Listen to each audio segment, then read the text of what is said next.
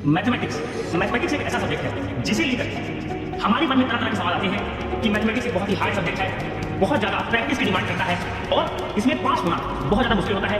कई लोगों को मैथमेटिक्स सब्जेक्ट बहुत ज़्यादा हार्ड लगता है, इसीलिए वो सबसे ज़्यादा मैथमेटिक्स के पेपर को लेकर के नर्वस रहते हैं। और जब बात आती है हमारे बोर्ड एग्जाम की, तो बोर्ड एग्जाम में मैथमेटिक्स का रोल बहुत इंपॉर्टेंट होता है, क्योंकि कहीं ना कहीं ये हमारा एक मेन सब्जेक्ट है, कोर सब्जेक्ट है और हर स्टूडेंट का सपना होता है कि वो मैथमेटिक्स में अपने अधिक से अधिक स्कोर करे, अच्छे से अच्छे अंक प्राप्त करें। लेकिन दोस्तों, मैथमेटिक्स के पेपर में कई सारे ऐसे सवाल होते हैं जो हमें नहीं आते, या जिनका आंसर हमें नहीं आता, जिनका मेथड हमें पता नहीं होता, या क्वेश्चन किस तरह से सॉल्व होंगे, कैसे हम इन्हें सॉल्व करें जिसमें हम इनमें भी अधिक से अधिक अंक ले पाए, अधिक से अधिक अंक प्राप्त कर पाए। आज मैं आपसे इसी विषय पर बात करने वाला हूं कि अगर आपको मैथमेटिक्स के पेपर में कोई भी क्वेश्चन ना आए, क्या आपको अप्रोच लगानी है, कौन सी सिंपल टेक्निक्स लगानी है जिससे कि आप इन चीजों से बच पाए और मैथमेटिक्स के पेपर में अधिक से अधिक स्कोर कर पाए। देखिए, सबसे पहले आपको बता दूं, मैथमेटिक्स के पेपर में हम लोग दो गलतियां करते हैं। अगर हमें कोई क्वेश्चन नहीं आता तो हम उस क्वेश्चन को अनअटेम्प्ट करते हैं, क्वेश्चन को हम अटेम्प्ट नहीं करते, और आप ये भूल जाते हैं कि अगर हम किसी क्वेश्चन को अटेम्प्ट नहीं करेंगे तो हमारी कॉपी उतने कम मार्क्स में ही चेक होने वाली है। मान लीजिए कि आपका टोटल पेपर 100 मार्क्स का है और आपने 25 मार्क्स के क्वेश्चन पूरी तरह से अनअटेम्प्ट कर लिए हैं, पूरी तरह से छोड़ दिए,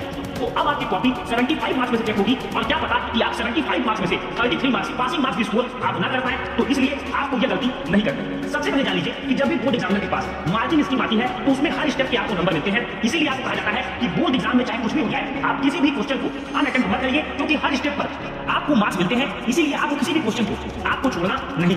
जैसे मैं बात करूं कि मान लीजिए कि आपने किसी भी चैप्टर को पढ़ा या कोई भी क्वेश्चन आपको एग्जाम में आ रहा है, जिस क्वेश्चन में आपको लगता है कि मुझे इसका उत्तर नहीं आ रहा, मैं इस क्वेश्चन को सॉल्व नहीं कर पाऊंगा, तो सबसे पहले आप देखिए कि आपके क्वेश्चन में क्या चीजें गिवन हुई है, क्या आपको फाइंड आउट करना है, और ये आप क्वेश्चन को अच्छे तरीके से रीड करेंगे तो आप ये दो चीजें फाइंड आउट कर लेंगे। अब बात आती है कि सर फॉर्मूला हम कैसे आते हैं। देखिए, मैं ये मानता हूं कि हर विद्यार्थी कहीं ना कहीं हर चैप्टर के फॉर्मूले से परिचित होता है, क्योंकि अगर हम सभी भी पढ़ते हैं चैप्टर की तो लास्ट पेजेस के हमारे बुक्स के फॉर्मूले पूरे दिए होते हैं, तो आपको कम से कम जो गिवन है, जो आपको निकालना है और जो फॉर्मूला आप यूज कर रहे हैं, उस फॉर्मूले के सिंबल को, उस फॉर्मूले को लिखना है, उस फॉर्मूले के हर एक सिंबल को आपको एक्सप्लेन करना है। और बात आती है कि हम कैसे याद करें ये चैप्टर, ये क्वेश्चन किस चैप्टर से पूछा गया। जैसे मान लीजिए कि आपसे दो चीजें पूछी गई, आपसे कहा गया कि आप इस चीज को रेशियो में कन्वर्ट करिए, तो आप कहेंगे रेशियो प्रपोर्शन चैप्टर आपको आना चाहिए। आपके दिमाग में चला चाहिए कि रेशियो प्रपोर्शन का मतलब अगर 3/5 लिखा है तो इसको हम 3/5, अगर फ्रैक्शन में लिखा है तो इसको 3:5 हम लिख सकते हैं। यानी कि आपने देखा कि आप फ्रैक्शन को रेशियो में और रेशियो को फ्रैक्शन में आप बहुत आसानी के साथ कन्वर्ट कर सकते हैं। तो आपको देखना यह है कि जब आप किसी फॉर्मूले को अप्लाई कर रहे हैं तो कौन कौन सी चीजें आपको क्वेश्चन में गिवन है, कौन सी चीजें आपको फाइंड आउट करनी है। अगर आप ये चीजें भी करते हैं और अंत में आपका आंसर नहीं आता है, तब भी आपको मार्क्स यहाँ पर जरूर मिलते हैं, क्योंकि आपको हर स्टेप पे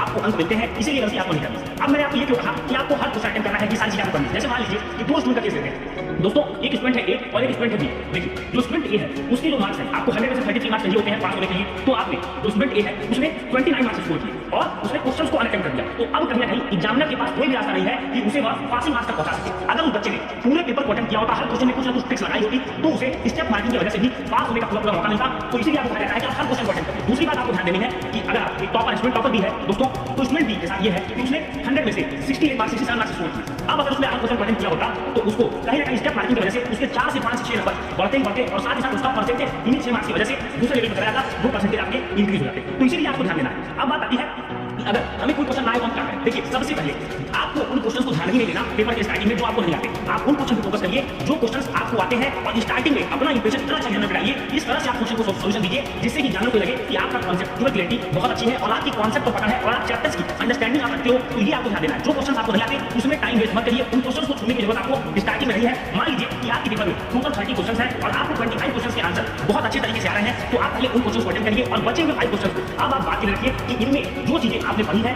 उन चीजों को आपको अप्लाई करना है। और मैं आपको बता दूं, जैसे आपको क्वेश्चन आप पढ़ रहे हैं, आपको उस क्वेश्चन का चैप्टर याद आ गया कि हाँ ये चैप्टर मैंने क्वेश्चन पढ़ा था, तो आप देखिए कि ऐसा कोई फॉर्मूला आपको याद आ रहा है इंस्टेंट मोमेंट पे जो उस क्वेश्चन में अप्लाई हो सकता है। अगर ऐसा है तो उस फॉर्मूले को लिखिए, उस फॉर्मूले को आप अप्लाई करिए, और हो सकता हो कि आप क्वेश्चन के आंसर तक पहुंच जाए। बहुत सारे बच्चे बोलेंगे सर जो कैलकुलेटिव क्वेश्चन है उनके आंसर कैसे लिखें। देखिए, एग्जाम में एक ट्रिक होती है कि जब आपको कैलकुलेटिव क्वेश्चन मिलता है तो आपको पूरा सॉल्व करने की जरूरत नहीं है, आपको सिर्फ एप्रोक्सीमेशन में आंसर लिखना है। जैसे मैं मान लेता हूं कि √3 की वैल्यू अगर आपने निकाली है अप्रॉक्स 1.7, आप अप्रॉक्स लेके छोड़ देंगे, फिर भी आपको पूरे के पूरे अंक वहां पर मिलने वाले हैं, क्योंकि जानने को पता है कि समय की कमी के कारण आपने पूरा आंसर नहीं लिखा, जबकि क्वेश्चंस पर, कॉन्सेप्ट पर, सब्जेक्ट पर आपकी पकड़ बहुत अच्छी है। तो दोस्तों, मैं उम्मीद करूंगा कि आप जो मैंने आपको चीजें बताई हैं इन चीजों को आप ध्यान रखेंगे, और मैथमेटिक्स पेपर में कोई क्वेश्चन अगर आपको नहीं आ रहा होगा तो आप इन ट्रिक्स को अप्लाई करके अधिक से अधिक अंक स्कोर करेंगे। वीडियो अच्छा लगा तो वीडियो को लाइक करें, अपने हर उस दोस्त में शेयर करें जो मैथमेटिक्स के फील्ड से गुजर रहा है। मिलेंगे अपने वीडियो में, तब तक के लिए जय हिंद, वंदे मातरम।